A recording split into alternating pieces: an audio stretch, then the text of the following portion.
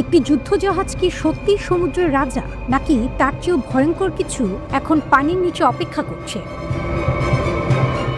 ইরানের সর্বোচ্চ নেতা আয়াতুল্লাহ আলী খামেনি সম্প্রতি এমন এক মন্তব্য করেছেন যা সরাসরি যুক্তরাষ্ট্রকে উদ্দেশ্য করে। তিনি বলেন, যুদ্ধজাহাজ অবশ্যই বিপজ্জনক, কিন্তু তার চেয়েও বিপজ্জনক সেই অস্ত্র যা তাকে সমুদ্রের তলদেশে পাঠাতে পারে। প্রশ্ন হলো, এটা কি শুধু রাজনৈতিক ভাষণ, নাকি ইরান সত্যিই এমন কোনো অস্ত্রের ইঙ্গিত দিচ্ছে যা মার্কিন নৌবাহিনীর ভারসাম্য নষ্ট করতে পারে? খামেনি তার ভাষণে আরও বলেন, মার্কিন প্রেসিডেন্ট স্বীকার করেছেন যে ৪৭ বছরেও যুক্তরাষ্ট্র ইসলামী প্রজাতন্ত্রকে সরাতে পারেনি। খামেনির দাবি, এটি একটি ভালো স্বীকারোক্তি, ভবিষ্যতেও পারবেন না। এখানে বার্তাটি পরিষ্কার, ইরান নিজেদের টিকে থাকার ক্ষমতাকে শক্তির প্রমাণ হিসেবে দেখাচ্ছে। তাহলে সে ভয়ঙ্কর অস্ত্র কি?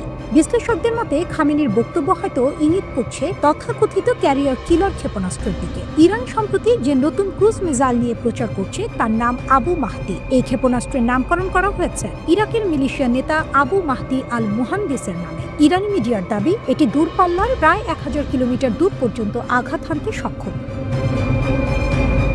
ইরানের দাবি, এই মিসাইল কৃত্রিম বুদ্ধিমত্তা সহায়ক গাইডেন্স সিস্টেম ব্যবহার করে, অর্থাৎ লক্ষ্যবস্তু শনাক্ত ও আঘাত হানার ক্ষেত্রে এটি আগের চেয়ে অনেক বেশি নিখুঁত।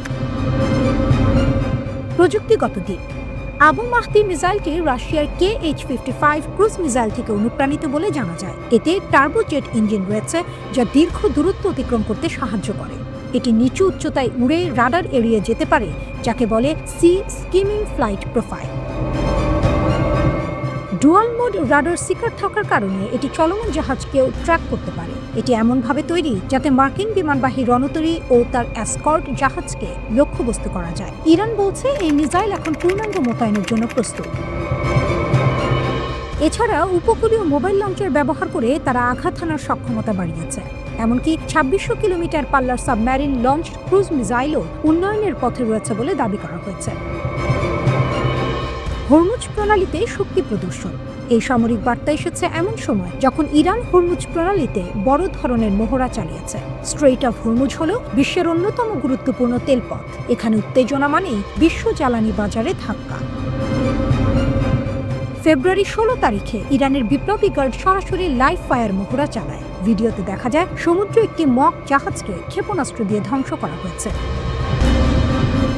এটি নিছক মহড়া নয়, এটি বার্তা, যুক্তরাষ্ট্রকে সরাসরি হুঁশিয়ারি। ফেব্রুয়ারি ১৭ তারিখে খামেনি সরাসরি মার্কিন প্রেসিডেন্টকে সতর্ক করেন। তিনি বলেন, প্রতিরোধমূলক অস্ত্র থাকা জরুরি। যেসব দেশের কাছে প্রতিরোধ ক্ষমতা নেই তারা শত্রুর পায়ের নিচে পিষ্ট হয়। তিনি আরও বলেন, বিশ্বের সবচেয়ে শক্তিশালী সেনাবাহিনীও এমন চর খেতে পারে যেখানে থেকে সোজা হয়ে দাঁড়াতে পারবে না। এই বক্তব্য শুধু আত্মবিশ্বাস নয়, এটি কৌশলগত মনস্তাত্ত্বিক যুদ্ধ হতে পারে।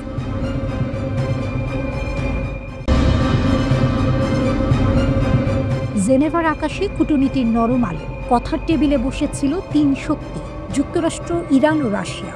লক্ষ্য, ইরান সংকটের সুরাহা, রাশিয়া ইউক্রেন যুদ্ধের রক্তাক্ত অধ্যায়ের ইতি। কিন্তু ইতিহাস কি কখনো এত সহজে বাঁক নেয়?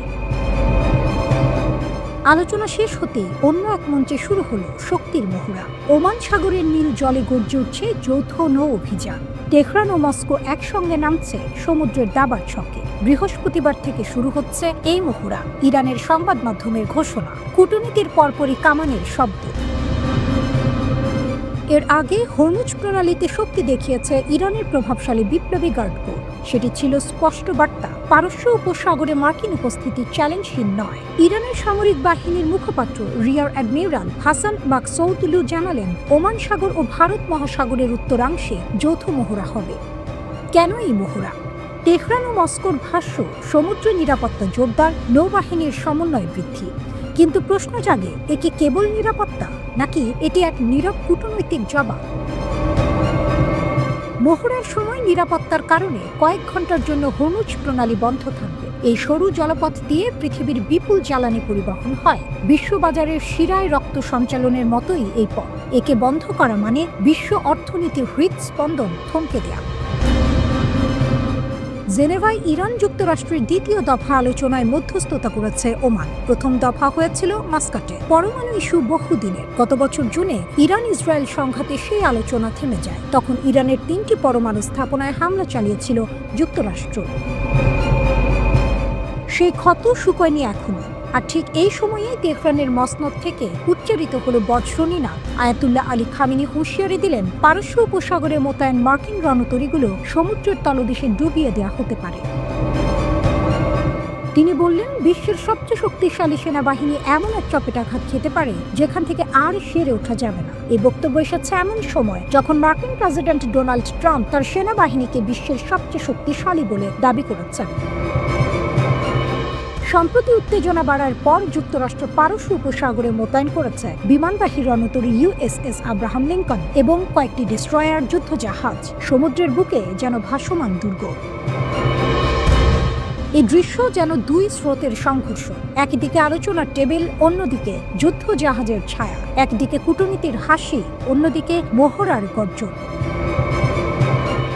এই ঘটনা প্রবাহ কেবল সামরিক নয়, শক্তির মনস্তাত্ত্বিক খেলা।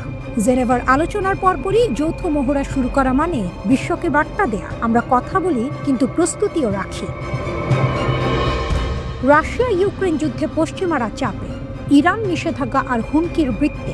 দুই দেশের এই সমুদ্র সংলাপ আসলে ভূ রাজনীতির নতুন সমীকরণ। হরমুজ প্রণালী বিশ্ব জ্বালানির ধমনী, ওমান সাগর কৌশলগত সোপান, পারস্য উপসাগর শক্তির প্রদর্শন ক্ষেত্র। এই তিন জলের মিলন বিন্দুতে দাঁড়িয়ে এখন প্রশ্ন একটাই, জেনেভার আলোচনার কালি শুকানোর আগে কেন এই গর্জন?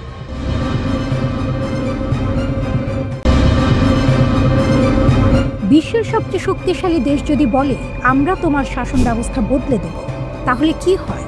আর যদি সেই হুমকির জবাবে কেউ দাঁড়িয়ে বলে, 47 বছরেও পারেনি, এবারও পারবে না, তাহলে? মঞ্চে দুই চরিত্র, একদিকে ডোনাল্ড ট্রাম্প, অন্যদিকে আয়াতুল্লাহ আলী খামেনি। মধ্যখানে পারস্য উপসাগরের উত্তাল জলরাশি আর তার নিচে ফুটতে থাকা বারুদের গন্ধ।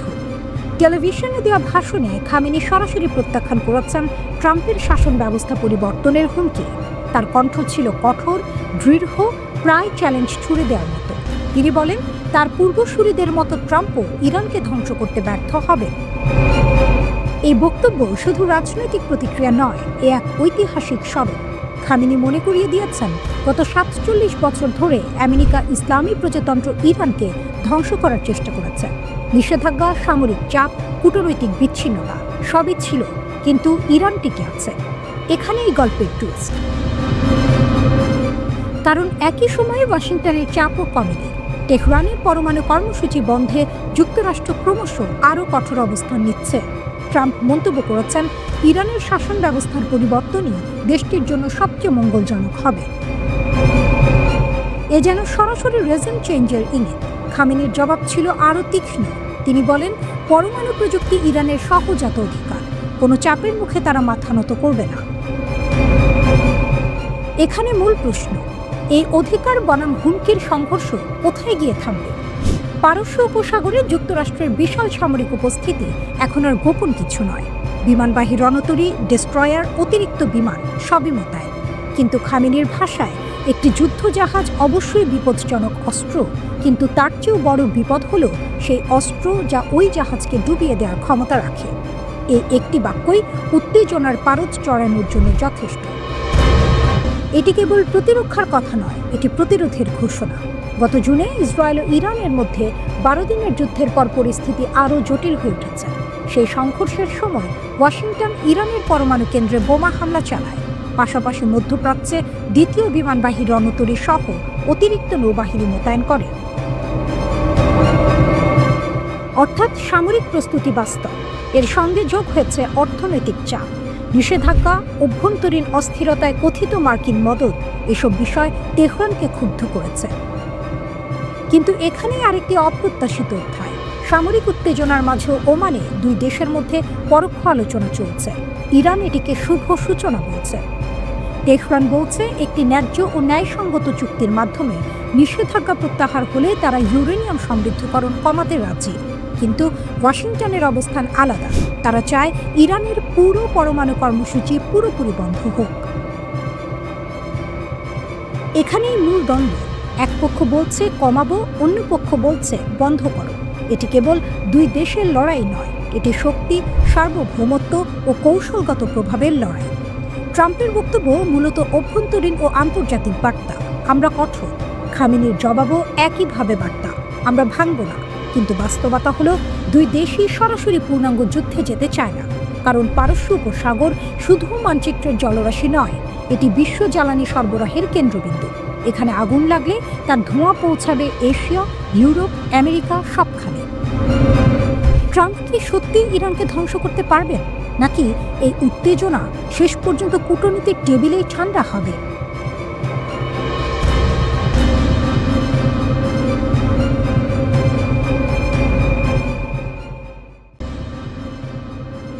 পৃথিবীর মোট সমুদ্রপথে পরিবাহিত তেলের প্রায় 1/5 যদি হঠাৎ ঝুঁকির মুখে পড়ে, আর সেই জায়গার নাম যদি হয় হরমুজ প্রণালী, তাহলে কি শুধু মধ্যপ্রাচ্য নাকি পুরো বিশ্ব কেঁপে উঠবে? ঘটনাটা এখান থেকেই শুরু। রাশিয়ার পর এবার চীনও নৌযান পাঠিয়েছে হরমুজ প্রণালীতে, এমন খবর সামনে এসেছে। এই প্রণালী হলো স্ট্রেইট অফ হরমুজ, ইরান ও ওমানের মাঝখানে একটি সরু কিন্তু অত্যন্ত গুরুত্বপূর্ণ জলপথ। বিশ্বের প্রায় 20% সমুদ্রপথে তেল এখান দিয়ে যায়, অর্থাৎ এখানে উত্তেজনা মানে বিশ্ব অর্থনীতির ওপর সরাসরি চাপ। রুশ প্রেসিডেন্টের সহযোগী নিকোলাই পাট্রুসেভ মস্কোর একটি দৈনিকে বলেছেন, রাশিয়ার সমুদ্রে পশ্চিমা আধিপত্যের বিরুদ্ধে বহুমেরু বিশ্ব ব্যবস্থা গড়তে চায়। তিনি বলেন, ব্রিক্সকে এখন পূর্ণাঙ্গ কৌশলগত সামুদ্রিক মাত্রা দিতে হবে। এখানে ব্রিক্স মানে শুধু অর্থনৈতিক জোট নয়, এটি ধীরে ধীরে সামরিক ও কৌশলগত সমন্বয়ের দিকেও যাচ্ছে।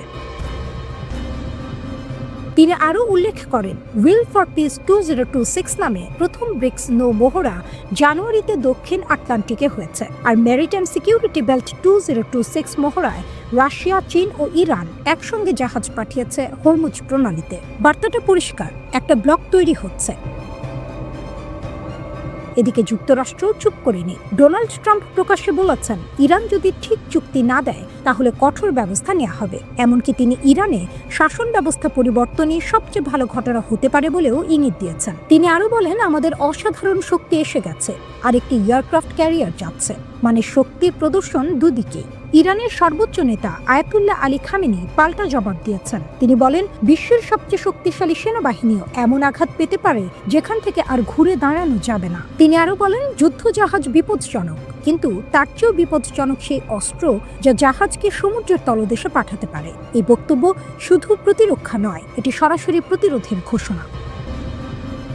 রাশিয়াও তাদের নৌবাহিনীর বাল্টিক ফ্লিটের স্টয় করভেট পাঠিয়েছে ইরানে। এটি এসে নোঙর করেছে বন্দর আব্বাস বন্দরে, যা হরমুজ প্রণালীর কাছে। রুশ নৌ সদস্যদের ইরানে জাঁকজমকপূর্ণ অভ্যর্থনা দেওয়া হয়েছে। এটি নিছক সৌজন্য নয়, এটি কৌশলগত বার্তা। ইরান সরাসরি ক্ষেপণাস্ত্র পরীক্ষা চালিয়েছে হরমুজের দিকে এবং কয়েক ঘন্টার জন্য জলপথ বন্ধ রেখেছে নিরাপত্তার কারণে। যুক্তরাষ্ট্র সামরিক হুমকি দেওয়া শুরু করার পর এই প্রথম ইরান আংশিকভাবে প্রণালী বন্ধ করল।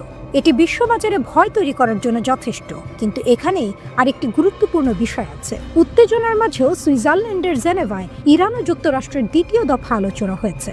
ইরানের পররাষ্ট্রমন্ত্রী সাইয়েদ আব্বাস আরাকচি বলেছেন, একটি নতুন সুযোগের জানালা খুলেছে। তিনি আশা প্রকাশ করেছেন যে আলোচনার মাধ্যমে টেকসই সমাধান সম্ভব, কিন্তু একই সঙ্গে তিনি সতর্ক করেছেন, ইরানের ওপর যে কোনো হামলার পরিণতি শুধু ইরানের ভেতর সীমাবদ্ধ থাকবে না। তিনি জাতিসংঘ সনদের 2 নম্বর অনুচ্ছেদের 4 নম্বর ধারার কথা উল্লেখ করে বলেন, শক্তি প্রয়োগ বা তার হুমকি আন্তর্জাতিক আইনের লঙ্ঘন। সবচেয়ে বড় প্রশ্ন এখন পরমাণু ইস্যু। ইরান বলছে, পারমাণবিক অস্ত্র বিস্তার রোধ চুক্তি অনুযায়ী শান্তিপূর্ণ উদ্দেশ্যে ইউরেনিয়াম সমৃদ্ধকরণ তাদের অবিচ্ছেদ্য অধিকার, এটি অআলোচনাযোগ্য। অন্যদিকে যুক্তরাষ্ট্র পুরো কর্মসূচি বন্ধ করতে চায়। ডোনাল্ড ট্রাম্প প্রশাসন ইরানের সঙ্গে এমন এক মোড়ে এসে দাঁড়িয়েছে যেখান থেকে বড় ধরনের যুদ্ধ শুরু হতে পারে, আর এই ব্যাপারটা অনেকের ভাবনার চেয়েও দ্রুত। কেন এটি গুরুত্বপূর্ণ? যদি যুক্তরাষ্ট্র ইরানে সামরিক অভিযান শুরু করে, সেটি হবে কয়েক সপ্তাহ ব্যাপী বড় আকারের অভিযান। এটি গত মাসের ভেনেজুয়েলায় সীমিত আঘাতের মতো ছোট অপারেশন হবে না, বরং পূর্ণাঙ্গ যুদ্ধের মতো চেহারা নিতে পারে। সূত্রগুলো বলছে, এটি সম্ভবত যুক্তরাষ্ট্র ও ইসরায়েলের যৌথ অভিযান হবে। গত জুনে ইসরায়েলের নেতৃত্বে 12 দিনের যে যুদ্ধ হয়েছিল, যুক্তরাষ্ট্র পরে তাতে যোগ দিয়ে ইরানের ভূগর্ভস্থ পরমাণু স্থাপনায় হামলা চালায়, কিন্তু এবার সম্ভাব্য অভিযান হবে আরও বিস্তৃত এবং ইরানের শাসন ব্যবস্থার জন্য আরও অস্তিত্বগত হুমকি। এমন যুদ্ধ পুরো মধ্যপ্রাচ্যকে কাঁপিয়ে দেবে, আর ট্রাম্পের প্রেসিডেন্সির বাকি 3 বছরের ওপর এর বিশাল প্রভাব পড়বে। জানুয়ারির শুরুতে ইরানে হাজারো বিক্ষোভকারী নিহত হওয়ার ঘটনায় ট্রাম্প হামলার খুব কাছাকাছি গিয়েছিলেন, কিন্তু সেই সুযোগ হাতছাড়া হলে প্রশাসন নেয় 2 ট্র্যাক কৌশল। একদিকে পরমাণু আলোচনা, অন্যদিকে বিশাল সামরিক শক্তি জড়ো করা, অর্থাৎ কূটনীতি চলছে কিন্তু পেছনে অস্ত্র প্রস্তুত। এই বিলম্ব ও শক্তি প্রদর্শনের ফলে প্রত্যাশা বেড়েছে চুক্তি না হলে আঘাত বড় হবে, আর এখন পর্যন্ত চুক্তির সম্ভাবনা খুবই কম। জেনেভা বৈঠক আশার আলো নাকি সময় ক্ষেপণ? ট্রাম্পের উপদেষ্টা জ্যারেড কুশনার ও স্টিভ উইটকফ মঙ্গলবার জেনেভায় ইরানের পররাষ্ট্রমন্ত্রী আব্বাস আরাকচির সঙ্গে 3 ঘন্টা বৈঠক করেছেন। 2 পক্ষই বলেছে অগ্রগতি হয়েছে, কিন্তু বাস্তবতা হলো 2 পক্ষের মধ্যে বড় ফাঁক রয়ে গেছে। যুক্তরাষ্ট্রের কর্মকর্তারা খুব আশাবাদী নন। ভাইস প্রেসিডেন্ট জেডি ভ্যান্স বলেছেন কিছু ক্ষেত্রে আলোচনা ভালো হয়েছে, কিন্তু ট্রাম্প যে লাল রেখা ঠিক করেছেন ইরান এখনও তা মানতে রাজি নয়। তিনি স্পষ্ট করেছেন কূটনীতি স্বাভাবিক সমাপ্তিতে পৌঁছাতে পারে, অর্থাৎ আলোচনা ব্যর্থও হতে পারে। সামরিক প্রস্তুতি কতটা বড়?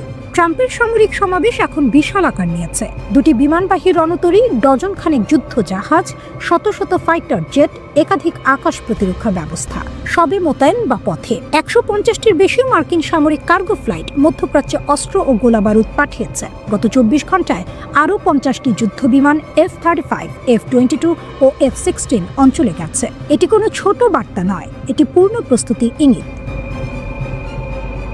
ট্রাম্প কি পিছু হটবেন?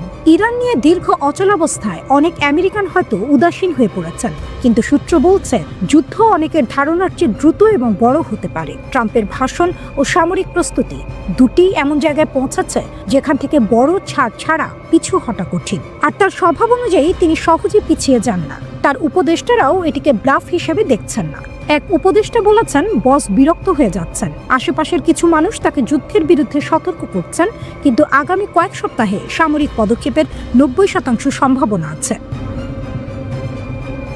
সময়সীমা, ইসরায়েলি সরকার নাকি কয়েকদিনের মধ্যেই যুদ্ধের সম্ভাবনার প্রস্তুতি নিচ্ছে। কিছু মার্কিন সূত্র বলছে আরও সময় লাগতে পারে, কেউ বলছে কয়েক সপ্তাহ। কিন্তু মনে রাখুন, গত জুন 19 তারিখেও হোয়াইট হাউস 2 সপ্তাহের সময়সীমা দিয়েছিল। 3 দিন পরেই অপারেশন মিডনাইট হ্যামার শুরু হয়েছিল।